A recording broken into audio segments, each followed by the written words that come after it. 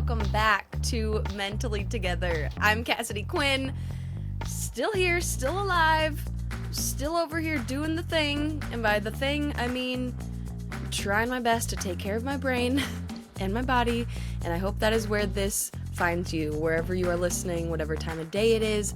I hope you're having a nice day. I wanted to say good day or even a great day, but I don't want to put too much pressure on your day. That's not what I want to do for you. What I want to do is say whatever kind of day you're having, I'm here with you, and let's talk about it. Oh, and happy Mental Health Awareness Month. Yeah, it's May. Woohoo! It's that time. The time of a lot of pressure if you work in mental health, because you're like, am I doing enough this month? Yes, we're doing this. Okay, here we are. And what I would like to do for Mental Health Awareness Month, to start it off, is to make you aware of what I have been doing in my life and why I have not put out an episode of the podcast in so long. So, Mentally Together. Wow, it's been a long time since I said this intro, and that is literally what we're going to do in this whole episode, is just catch up and see if I remember how to do this whole podcasting thing. So, this is Mentally Together. How do we introduce it? Because whether you can see it on the surface or not, we are all just trying to keep ourselves mentally together. And no matter what your brain is experiencing, we're not alone. We're together. And today we are here together in trying to find words again. So, what the heck has been happening? Why haven't I put out an episode since I did put out an episode around the holidays, keeping it mentally together through the holidays? But other than that, it's been since last July, the week of my birthday, since I put out a podcast. And that one, I do love that episode. We were talking about 988, which, if you are only going to listen to a couple minutes of this episode, or you just don't listen to or remember anything else from this episode, remember this: 988 is the new number. If you or a loved one or a friend is experiencing a mental health crisis, you can call 988. Just 3 numbers in your phone. 988. It's like 911 for mental health. And the response you get, the way it works, kind of differs depending on what state you're in, what city you're in, what community you live in. But the main thing is 988. You can call it, you can text it, and it's so much easier than having to remember the previous National Suicide Lifeline phone number that was 7 digits or 10 digits, however many. It's too many for my brain to remember, but 988. That's all you need to know. And that's the end of this episode. Thanks for being here. Just kidding. So, yeah, I took a really long break from the pod, which was unintentionally long. When it started out last summer, I just had a lot going on. When I put out that 988 podcast, which I'll link that in the show notes for this episode if you want to go back and listen to all about what 988 is, how it works. I remember finishing editing that podcast in a hotel room in Eugene, Oregon, where I was working as a producer at the World Athletics Championships. They change their location every year or every couple of years. So last year it was in Eugene, Oregon. This year in August, it's going to be in Budapest, Hungary, and I get to go, and I'm so excited. That's such a tangent. The point is, I remember where I was editing that 988 episode last summer, and I can just remember the multitasking, because I was down there, and one thing I love about covering big live sporting events like the World Athletics or when I cover the Olympics is it works so well for my brain, because I just have a mission for a couple of weeks, and that's all I need to focus on. That's all I need to do. Get through that and then figure out what to do next. Then that's every single time inevitably where the anxiety hits of well, now what do I do? But for those couple of weeks when I have a mission, it feels so good. But I was in the middle of this mission in Eugene at the World Athletics Championships 2022. And then also trying to fulfill this other little mission, this side quest mission of getting that 988 podcast episode out. And then the other mission that I have not yet mentioned, which is now, it's not like a 2-week mission or a one-day mission. This has been almost a year. I've got a new job. I work at the National Alliance on Mental Illness, or NAMI, of Washington County. So if you know NAMI, if you don't, here's a little bit about it. It is the biggest grassroots mental health organization in the entire country, in the US. And so they have NAMI National, which works a lot to get mental health progressive legislation going, all these kind of national things. Then there's the NAMI states. So here we have NAMI Oregon, and then there's the smaller affiliates within the state organization. So I work for NAMI Washington County, which is like southwest of Portland, but I now am the director of community outreach. And so that just means that I do all of the social media. I write newsletters. I was just putting out a Mental Health Awareness Month newsletter this morning. And I work a lot with our parent program. So we are working on putting out free mental health education, support, and resources to parents and other caregivers of school-age youth. Because as you probably know by now, it's really hard to be a human in the world. And it's definitely really hard to be a kid in the world because you're trying to be a human. I mean, I would imagine, I'm not a kid in the world at the moment, but I would imagine, like, you take what I am struggling with of being a human in the world today, and then you add on, like, your brain not being fully developed, and you're a kid, so you're counting on the adults to, like, know what to do, and then all of us adults over here are like, we don't know what to do, so how are the kids supposed to know what to do?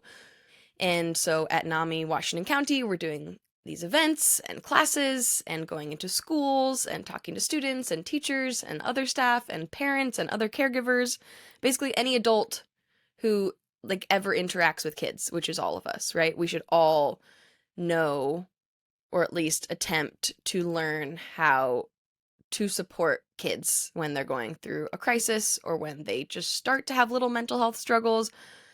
I think all the time back to when I was a teenager and all the anxiety that I was feeling. And the word anxiety did not get put on that until I was I 30? I don't think I was 30 yet. I was in my 20s. That's a long time. If someone had put the word anxiety on it when I was a teenager, I don't exactly know what would have changed, but maybe there would be some other tools, coping strategies. Maybe I would have like gone to therapy, which I will always wish I had gone to therapy sooner. By the way, I have a new therapist. We should come back to that. I didn't even write that on my list of things I was going to talk about. And what I keep learning over and over again through NAMI and through just learning about mental health on the internet and in the world is that the earlier we can intervene, the earlier we can notice something in ourselves or others that something just isn't right with our brains, the more able we are to actually do something about it. Like maybe prevent it from getting worse, or at least just start to learn how to deal with it and how to make it suck less in our lives, how to live with it, or how to support the other people who are living with this.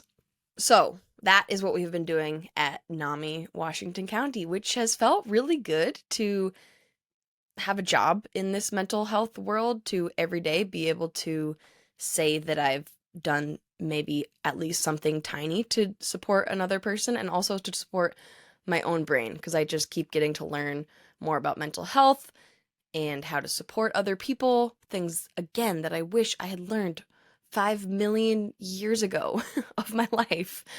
Like last year, I got certified as a peer support specialist, which basically just means getting certified to like be a human that can support other people and talk to them. But a peer support specialist, let's see, what's the actual definition? And this is a definition from the Oregon Health Authority. So this is like official, okay? I'm certified with the state, okay? It's any range of individuals who provide supportive services to a current or former consumer of mental health or addiction treatment. Those are fancy words. What that basically means is a peer is, so if you were my peer, okay, we're on the same level. You're not telling me what to do. I'm not telling you what to do. You're not my therapist or my doctor. I'm not your therapist or your doctor or your parent or anyone in charge of you, and vice versa. But what I am here for is if you want to talk about what you're going through and how you're feeling, maybe I've had some similar struggles. So you're talking about your anxiety, your ADHD, and I'm like, oh my gosh, yeah, that sucks. I'm really sorry that you're going through that. I can totally relate, and you are not alone. So it really is just this extra part of mental health care that can kind of round it out. Like, it doesn't replace anything else that you might need in your mental health treatment for yourself. Like, if meds are something you do, if therapy is something you do, whatever else is in there, any other treatments. But then peer support is this extra component that can kind of round it out. So you just have someone to go through it alongside you. And a lot of the stuff that I learned in that training felt pretty obvious when you see it written down, like affirming people, empowering them. Being a peer support specialist is all about being strengths based. So, like, instead of picking on people's faults, focusing on their strengths. Let's say, okay, someone's really struggling with remembering to take their medication. So they tell me, as their peer support specialist, I'm really struggling. I can't believe it. I've been so bad this week. I only took my med on Monday and I forgot it every other day of the week. Instead of me being like, which maybe their doctor would say, I don't know. Maybe their doctor would say, you really need to try harder and you really need to make sure you're taking that med every single day because that's the only way it's going to help you. Instead, me, as the peer support specialist, I would say, or really just like as a human that wants to support this other human who's going through it, I would say something like, wow, that, like, I have struggled remembering to take my meds a lot. That is a lot harder than some people might think it is. And you did it one day this week. Like, that's 1 out of 7. That's still a big percentage of your week. You remembered to do it.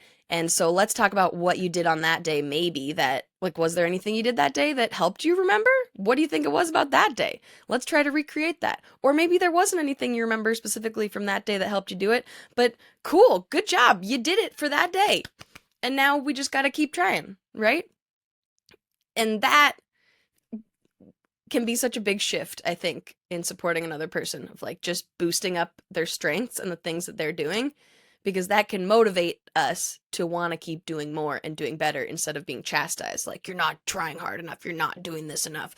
Blah, blah, blah, blah, blah. You know? So I got certified as a peer support specialist. Like, when I went through this training last summer, it was kind of one of those everything happening all at the same time. So I think this was like a couple weeks after I got back from the World Athletics Championships in Eugene. And it was only a couple months after I started working at NAMI. And then the other mission, the other mission I was going on last summer was, which I'm still going on, is to become a certified mindfulness-based stress reduction, or MBSR, teacher. And I'll get into that a little more in just a minute. But I was going through this training also at the same time. So when I decided to take a break from the podcast, that is why. There was just too much going on. And I've always been a person who likes to have a lot going on. And now that I know that I have ADHD, I've always thought, yeah, like, that's my ADHD brain. I like having different things going on at the same time. But at that point last summer, I had all these things going on, and I started to think, what would happen if I didn't have as many things going on at the same time? Yeah, mind blown emoji. That's just never been anything I've ever considered. I think I've always lived life like, how can I fit as many things in? Like playing Tetris. And I think at a point last summer, I lost the game of Tetris. That sounds really dramatic, but like, if I'm picturing the game of Tetris, so picture the game of Tetris in your mind. And the way you lose is things just keep stacking up, and eventually there's too many things, they don't fit together, right? So that's how I was feeling last summer. And I thought, what if I just like slow down the game, stop dropping as many things, into this Tetris machine of my brain and my life and just do one last thing.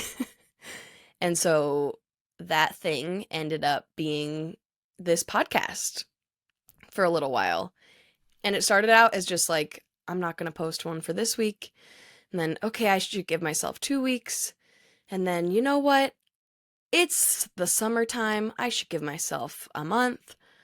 Oh, it's September. It's going to be Suicide Prevention Awareness Month. We should probably start back now. Nope, we're not going to start back now because that was a very busy time working at NAMI, as you can imagine. Also, just a very hard time for my brain. And then, I don't know, all of a sudden it was the fall, and I just, at that point, had kind of settled into, yeah, my life seems full without adding this podcast back into it. Maybe I can just give myself like an actual break. I know, shocking. I think the word that I have not yet said here is burnout. I was burnt out. And you can't get through burnout or bounce back from burnout without taking some things off your plate. And that's what I needed to do. And what I discovered is when I stop trying to shove more things into the Tetris machine, because the things don't all fit perfectly, right? If life is Tetris, you don't always have control of where the things drop and how they fit perfectly into place. Sometimes it can feel like everything's fitting perfectly into place. Other times there's like awkward shapes of space left over, right? And I'm going way too far with this Tetris metaphor, but bear with me if you'd like, or skip ahead. Whatever. When things don't fit together all perfectly, it leaves these little awkward, empty shapes of space. And in those spaces, time exists. Other things exist. Life exists, I guess, is what I'm trying to say. So in this past million days since I put out an episode of the podcast, I feel like that's more of what I've been doing. Just like living and enjoying being alive and enjoying finding ways to find joy and letting that happen and not doing it because it's going to be content, because I've definitely fallen into that trap for many, many times in my life, and not skipping something because I have to be like working on content. Because it's funny, I love looking back at all of my YouTube videos from the past, and I look at them and I love that they're like a memory. They're a little moment in time that I can always have to look back on. But it's funny, then sometimes I think about the time I spent editing those videos and how sometimes that was like missing out on doing something else fun. And I don't mean this to be like, oh, I've had so much FOMO and so I gotta get back to like doing things. No, because the quote, doing things that I'm talking about here is like actually resting. Resting, yeah, not like editing till 2 a.m. and not getting enough sleep.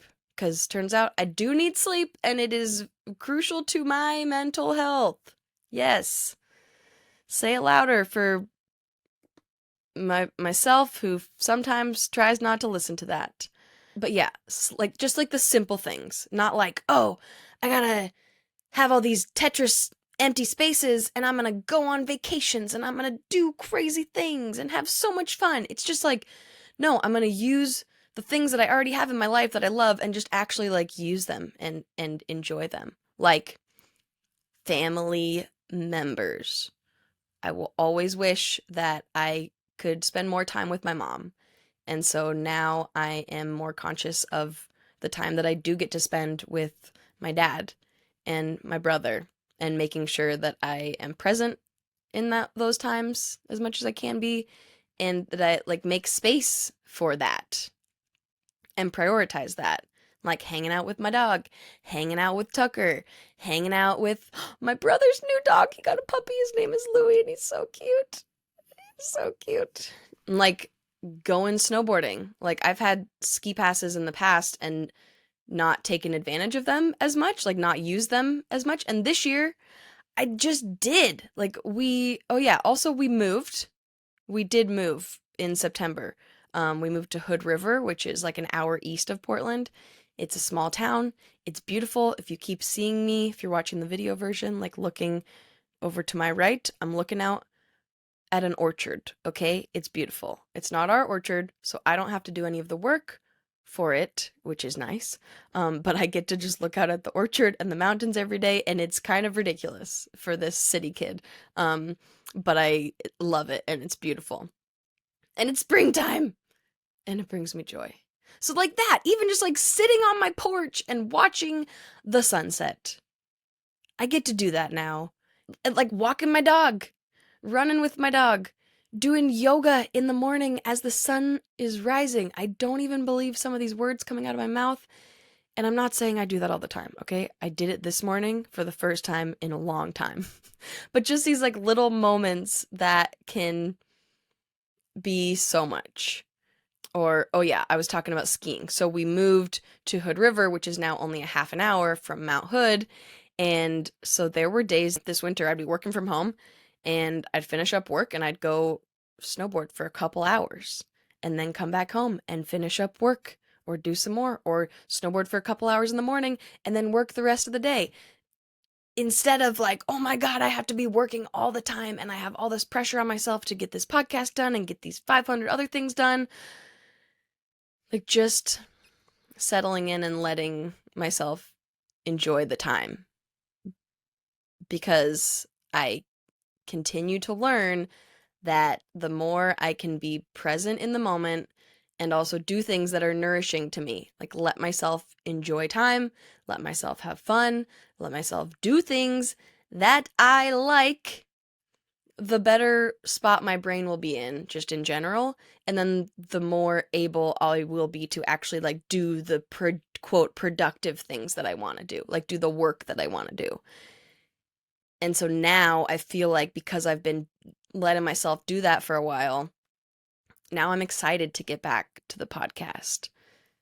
I'm excited to interview more people. I'm excited to share a few episodes that I've had recorded for a long time. And if you are one of the guests that I interviewed for those episodes and you're listening to this right now, I am so sorry. So thank you for hopefully understanding. And I am excited to put those episodes back, or actually out into the world very soon. I don't know, I'm kind of over like rushing things, rushing to get through things, and just letting them happen when, I don't want to say like when they're supposed to happen, but that sounds really cheesy, but like when it's time, when I'm ready to do them. Wow, that sounds like something that I've gotten from therapy, perhaps. So should we talk about that? Last spring, so I guess a little over a year ago, I had to switch insurance plans, and my therapist that I had been seeing for like a year and a half, I could no longer see her. And so I unfortunately ghosted my therapist, and I remember having to like call the office. I couldn't even talk to my actual therapist, but I called the office and said, "Can you please let my therapist know that like I'm okay, I'm alive?" And I just switched insurance and I now can't see her anymore. So tell her hopefully I get to see her again and thank you for all the time and yada yada yada. But I just kept thinking like if I was a therapist and I was seeing somebody to talk about their mental health and then they just like disappeared off the face of the earth, I would be so concerned. And maybe she could like, if she Googled me, she'd know I was like alive and doing okay. But I don't know if that's allowed. Like, can a therapist look at your social media? I don't know. But I was just worried that she would worry about me. And so I wanted to call and make sure she knew that I was doing okay. But finding a therapist it sucks. It sucks until you finish it. And then you're like, whew, that's great. I'm so glad I did that process and talked to multiple and took the time and found the person that was right for me. That's where I'm at now. But for so long, last year, so let's say spring, Stopped going to that therapist. It took until I think like October or November to finally get into a therapist. And I talked to a couple of them, picked one that was right for me, and I love her. Are you supposed to say you love your therapist? I just mean I really, really appreciate her. It's funny, my old therapist was also wonderful, but that office only did 30-minute therapy sessions, and that was the first time that I had gone to therapy. So to me, 30 minutes seemed like plenty. And now I have hour-long sessions, and my therapist is super nice and wonderful, and clearly I talk forever. And so a lot of times I get like a few extra minutes at the end sometimes too. And it's amazing to me how much I can get through in an hour. And props to my therapist for keeping me on track with this sometimes, because sometimes, like halfway through the session, she'll be like, okay, we can totally stay here if you want to keep talking about this. Or would you like, I know that last week we had this thing on your mind, or you mentioned this at the beginning of this session. Do you want to switch gears and talk about this? And I appreciate that so much, because otherwise I could just keep going. And sometimes maybe I do want to spend a whole hour on one subject, but other times I want to be able to talk about that. And then, okay, I also want to be able to talk about this. And yeah, it's also interesting because the different topics, I could talk about therapy for a long time, so I won't do that here. But the different topics also like are connected, right? So it's not like, oh, even if I just talked about one quote topic for the whole, I almost said episode, for the whole therapy session, which is not a podcast, it's actual therapy, it still would relate to a lot of other different parts of my life, because I keep learning things don't exist just in like one little compartment, one nicely packed shoebox in the closet of my brain or something. All the boxes are connected, and there's patterns that overlap between the boxes. And yeah, I just appreciate therapy. I appreciate having a space where all of the boxes get to exist and get to be connected with each other, and we get to open them, pull things apart, put some things back in there, put something else in a different box. What is happening with this box metaphor? I don't know, but I'm excited to have therapy again in a couple of days. That is all. And I'm just really grateful that I get to have therapy, and because I know that it's not possible for everyone, it's not accessible for everyone. It's ridiculous how hard it is to find a therapist. It's ridiculous how expensive it is to have a therapist. And that's all I'm going to say about that right now. Thank you to my therapist. Yeah, and obviously one big thing that I talk to my therapist about a lot is my grief. And that's something that I had really loved talking about on this podcast. And for a while I was doing grief check-ins, like grief episodes every so often on this podcast, and I would like to get back to doing that, because clearly I'm still grieving. Since I have talked about it on the podcast, we have passed the 1 year mark after losing my mom. We have hit the 18-month mark after losing my mom, and we've had another Christmas, another Hanukkah. We're getting close to Mother's Day, she says with a big fake smile on her face. I went to the mall the other day, which I never do, but I needed a couple things, and it's overwhelming when you don't have a mom, because Mother's Day is everywhere. I went into Lush to buy some dry shampoo, and of course their display right when you walk in, it's like, Mother's Day specials! And so the wonderful woman that worked at Lush was like, oh, do you want to check out some of our specials? Yeah, this one's called Mimosa.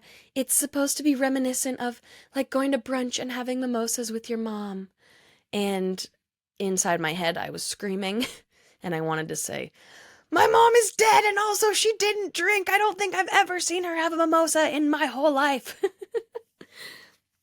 But I practice self-restraint, or perhaps mindfulness, and I realized I did not need to put that on that wonderful Lush worker. I could keep that to myself. If I had said it out loud, that also would have been okay and understandable too. But I didn't need it. That would have made me feel a lot more uncomfortable too, so I just said, oh wow, thank you, that smells really nice, and then I bought myself a really cute little avocado bath bomb to treat myself. I should take a bath. That's what I'm going to do for Mental Health Awareness Month. Weekly baths. No, we're setting ourselves up for realistic expectations here, not way too high ones, as I've done a lot. So yeah, there's been a lot that's been, quote, happening in my grief over the past million days since I've talked about it on the podcast. And every time we go through one of these big milestones, like my mom's 1-year death anniversary, I don't know. What are you supposed to call that? It was 1 year since she died. And I don't know why I still don't really like saying died. You can tell that I like pause before saying it. 1 year since she died.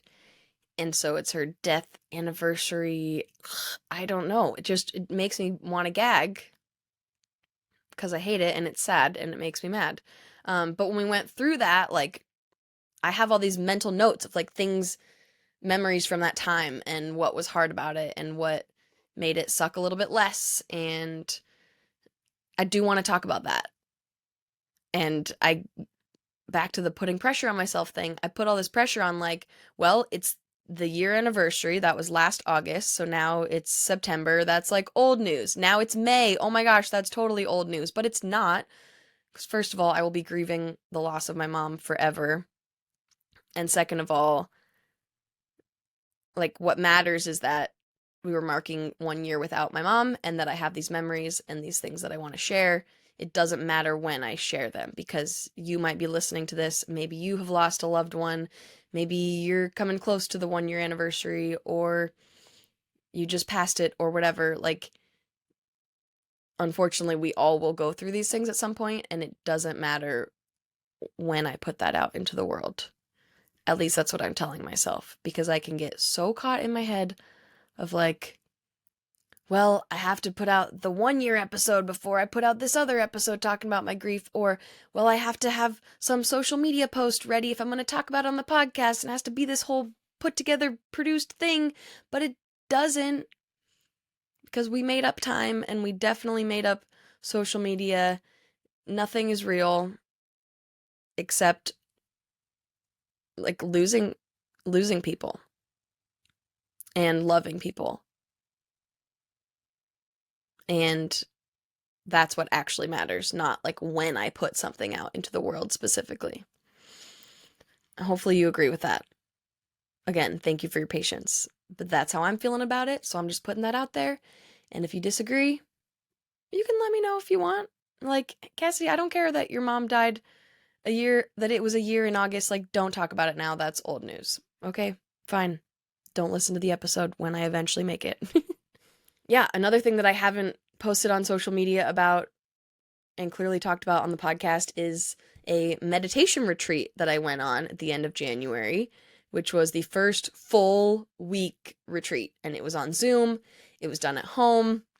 So I got to be like in my own space. I got to be with Summit the Puppo. And it was really, really, really wonderful. And I feel like I'm still processing all the thoughts and feelings from it. But part of the motivation to go on that retreat was the certification I mentioned of becoming an MBSR teacher, mindfulness-based stress reduction. And so as of right now, as you're listening to, breaking news, I am a qualified level 1 mindfulness-based stress reduction teacher. And just saying that puts a smile on my face because in some ways it makes me laugh because this ADHD anxious human over here who has always just talked, filled up her Tetris life schedule overflowing with all the things, is now super into mindfulness and going on a week-long silent retreat, not talking to anyone and loving it, loving the magic in the silence and the presence of just being in the moment and not thinking ahead, not thinking in the past, just like being in it right here, and how much that has helped my brain and how much that has helped me grieve and be with my own grief and just be with my feelings as they come up and not just shove them into a box and not ignore them, just like be with them. Usually when I'm quote successful at it. And so it just cracks me up that is what my brain has decided it loves now, and it just feels so opposite of a lot of what I've done in my life, but also feels like something that would have helped me at every point in my life and with all the things that I have done in my life. So now I am getting trained to teach it to other people, and that feels really cool. So MBSR is an 8-week program. It guides you through basically learning more about your inner world, connecting the brain with the body, because they already are connected. We just kind of live life like they're disconnected a lot of the times. At least I did and still do often. And in MBSR, you do some longer meditations, some that are guided, some that are just silent and just in your own mind and body. There's mindful yoga that's involved. There's walking meditation. And then it's this whole group dynamic. Like in the class, you get to share how you're feeling and what you're going through. It's like kind of like peer support in a different setting. So all these things that I'm doing in this new Tetris of my life, they're all related and they all feed each other, which feels really cool. They're connected just by being about mental health and about learning to support myself, support other people. And what I love about all of these processes that I guess I'm kind of going through right now, all these like new things that I'm doing, is a lot of it is just about getting to know myself and just being with myself. And again, something I wish I had learned to do many, many moons ago. But I'm very grateful to be doing it now. And also acknowledge that it could have been way later in life that I learned to do this. And I think my grief was a big factor into like realizing that I need to take care of myself and support myself and give myself space to rest and grieve. And sometimes that means not putting out podcast episodes, not putting more work on myself than I need. So I think that is how I will wrap this up. Thank you for your patience. Thank you for listening. Thank you for still being here if you're hearing this part of the episode. Thank you for still being here just to come back to this podcast. I'm excited. Thank you for being you. I hope that you have been able to take some time for yourself and take some extra time today, this week. Again, it's Mental Health Awareness Month. Or if it's not May anymore, it's Mental Health Awareness moment for you right now. So go do something nice for yourself today. Go take a walk, get some sunlight, some of that vitamin D, take a nap. Naps are so great. They're so great. I don't do it enough. What else could you do to be nice to yourself? Make yourself something delicious or order takeout, okay? Have it delivered. Where we live in Hood River now, small town, again, no food delivery. None of the apps, which is good for my wallet, bad for my desire to not leave my house. But if you live somewhere where you can have food delivered, do it. Treat yourself if you feel like it. Or go pick it up from the restaurant and don't use one of the apps because they take money from the local restaurants. Wow, I'm getting really sidetracked. The point is, happy Mental Health Awareness Month. Thank you for listening. Thank you for being here. Thank you for being you wonderful human. And I will see you back here very soon. I'm not going to set unrealistic expectations for myself and say I'm going to put out an episode every week. We're going to go for every other week, okay? That's it. See, it's true for me, it's true for all of us. We are all just trying to keep ourselves mentally together.